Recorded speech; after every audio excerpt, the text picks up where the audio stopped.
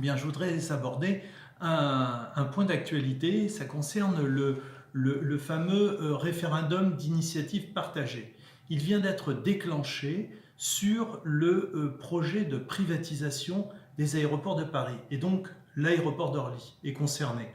Et de quoi s'agit-il? Il s'agit en fait de bloquer le processus de privatisation de façon à remettre le débat, puisqu'en définitive, seule l'Assemblée et le Sénat se sont prononcés, alors qu'on estime que c'est un sujet qui dépasse très largement et qui remet en cause le service public. C'est une notion de service public. Et pourquoi ça nous intéresse particulièrement? C'est parce que il y a un intérêt en matière environnementale.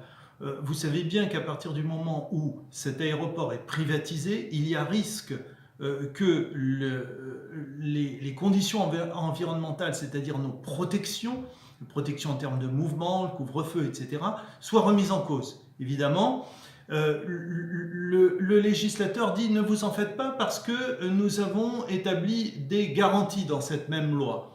Eh bien, en réalité, non pas du tout. C'est un repli par rapport à la situation antérieure. Il ne figure plus cette limitation de 200 000 mouvements aériens pour ne garder que 250 000 créneaux. Donc ce qui nous intéresse, ce sont bien évidemment les mouvements aériens, et c'est déjà beaucoup trop.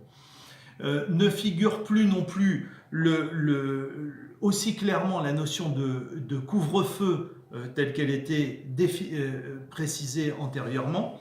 Et puis, surtout, la limitation en termes de gros porteurs. Pas un mot, bien sûr. Donc on voit que la nouvelle loi qui prévoit la privatisation est un repli par rapport aux garanties environnementales que nous avons. C'est la raison pour laquelle nous sommes associés aux parlementaires, aux 248 parlementaires, qui, pour des raisons environnementales ou alors pour des raisons économiques, disant que c'est un service public qui ne doit pas être abandonné au privé, eh bien nous sommes associés à ces parlementaires pour rentrer dans le processus de référendum d'initiative partagée.